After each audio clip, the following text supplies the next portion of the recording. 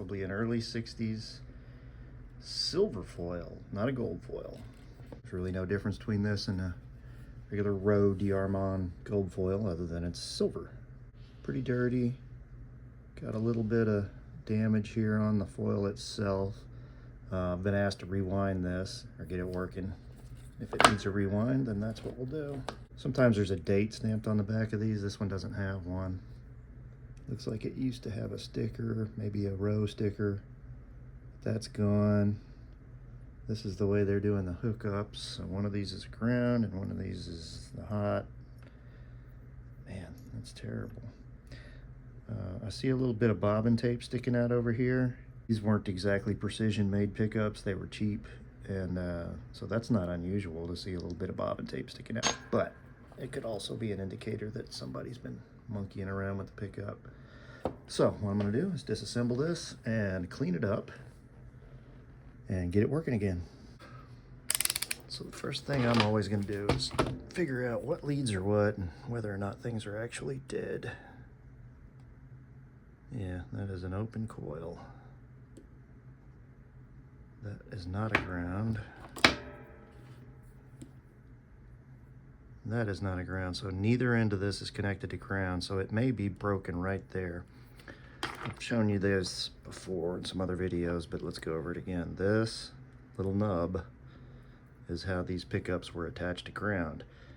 They would take the lead end of this, wrap it around that, solder it, and then put it on their winder and wind it, and then solder the other end to one of these other leads. And there you've got it. This base plate actually ends up making the signal. It's both brilliant and stupid at the same time. It works really well and it's a good cheap way to make a pickup, but this is really highly prone to failure, especially after 50, 60 years.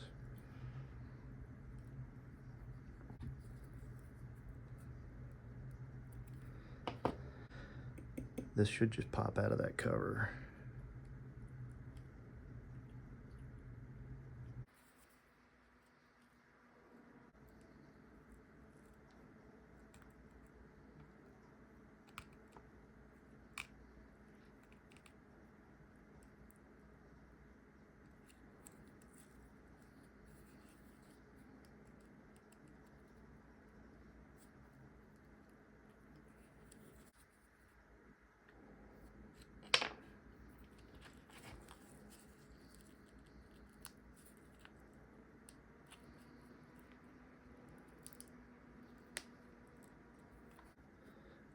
The reason I'm being so delicate with it is I don't want to destroy this paper. That's really an extremely delicate part of this pickup, and I can't replace it.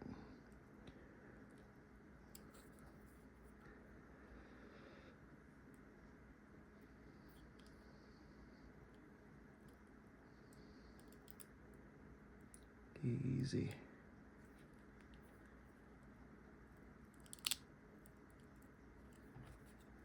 Yeah, this is all like super glued or something together.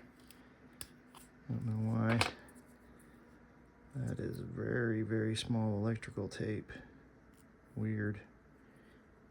So I'm gonna say at some point this was rewound. Lots more product on one side than the other. I guess that's where they did their hookups. Yeah. So there's their hookup wire. That massive gray stuff. I may switch that out with something a little more modern. What is this green? I've never seen that before. That's weird. Yeah, this has been rewound. That's like speaker wire. Weird.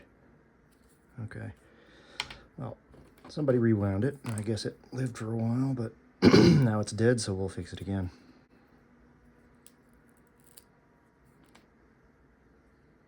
Gosh, that's a lot of tape.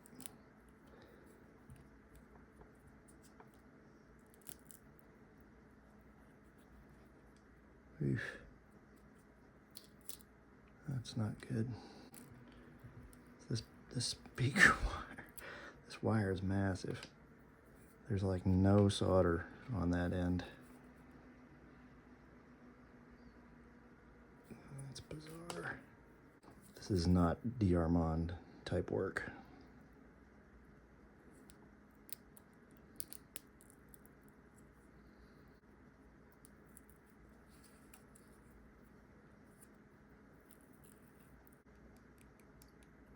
We've got,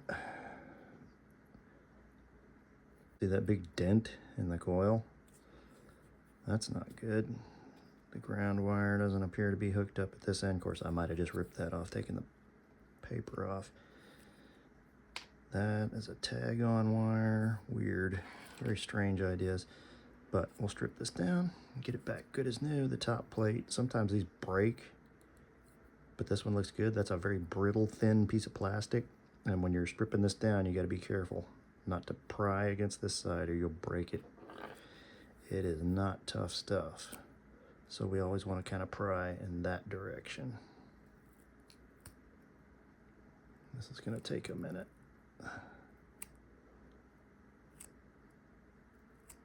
Many years ago, you would wind a pickup, especially with this dark colored wire. So if this is not the original wire, then it was rewound long ago.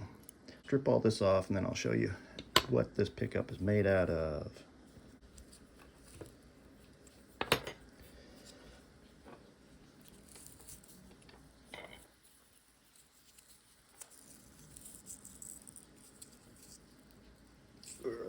Yeah, whatever this wad of glue and crud is down here, it's kind of hanging on to everything. So don't like to get too forceful with these because this top piece of plastic is great. It does a great job of doing what it's supposed to do, but it is not a durable thing. It'll crack, it's brittle, does tend to warp under pressure over time, as a lot of bobbin material does. Old PAFs are bad about warping. Old fenders, if they're wound too tight, will warp. Problem with a lot of old pickup designs is we're just now finding out how bad the products were they were made out of. Here on this end you can see that the top piece is delaminating from the magnet, so I will have to rework that, because if we don't, the wire, the magnet wire, when I wind it, will work its way in there, and then when we put the cover back on and bolt this thing back down in the guitar, it's going to pinch, right? So we don't want that. So I'll either try and work some glue in there, or if I can't get enough in there, I will disassemble that. Next step is to get everything suitable for winding, which means I've got to get this crappy looking solder off of here, clean that up.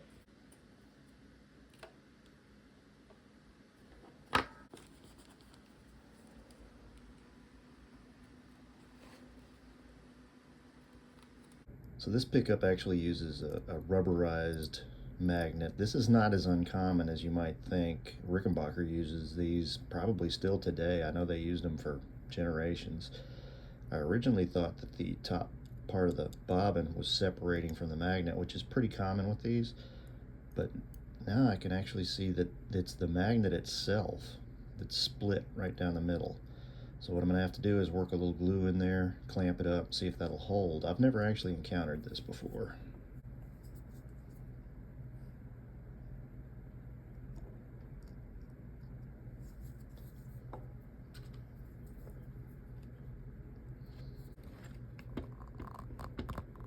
Clamp it up, let that set up.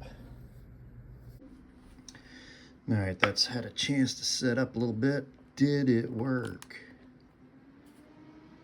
Well, have to do a little cleanup on that. I got a little bit of overzealous. Looks like it worked pretty good. All right, so we will finish cleaning up this bobbin and wind it up.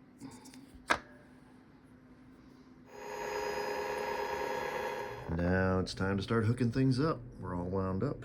Let's see where we ended up here. This gizmo here is called a helping hand. I think they're pretty easy to find, pretty common these days. Many years ago, you had to go to Radio Shack and buy those.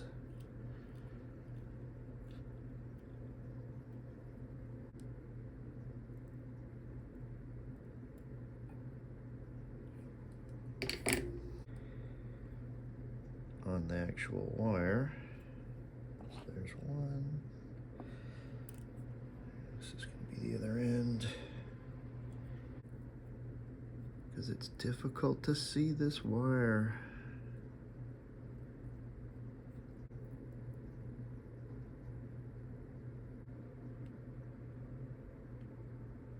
Yeah, that's pretty good for this pickup. The neck pickup on this guitar was somewhere in the 10 range, so I want to be at least at 10, maybe a little better, which is what we've got. So instead of using this speaker wire or whatever this crap was that was being used to hook up the leads on this, I'm going to use this, which is a Gibson style braided wire. I've used it a bunch.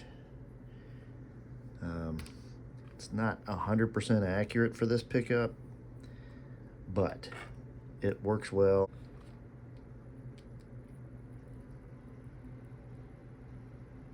My first trick is to attach it to the base plate so that it's securely anchored, but I'm not going to use the method that DeArmond used.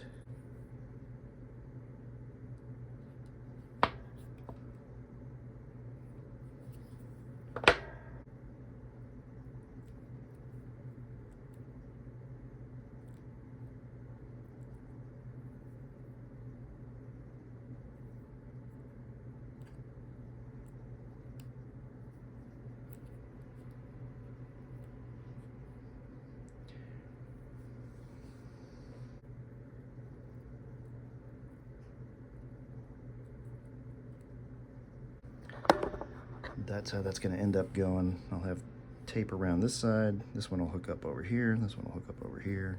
It'll be good to go.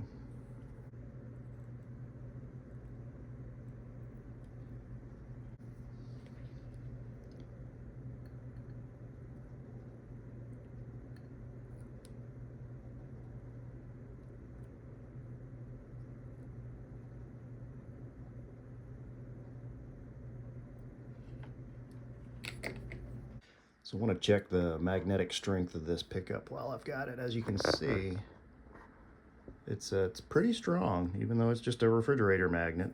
It's got a stronger magnetic field at the pole than, say, a P90 would have.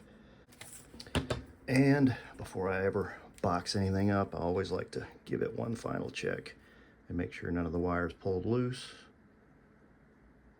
Yeah, 1030 is what I'm going to call that. And I like that just fine for this particular application. I'm going to bend this wire and run it through the original hole. And put the cover back on. And that's it. Typically they have a rivet that goes through here and holds this in place, and there's sometimes a little brass bar that goes across the bottom. But that's it. Ta-da! See you next time.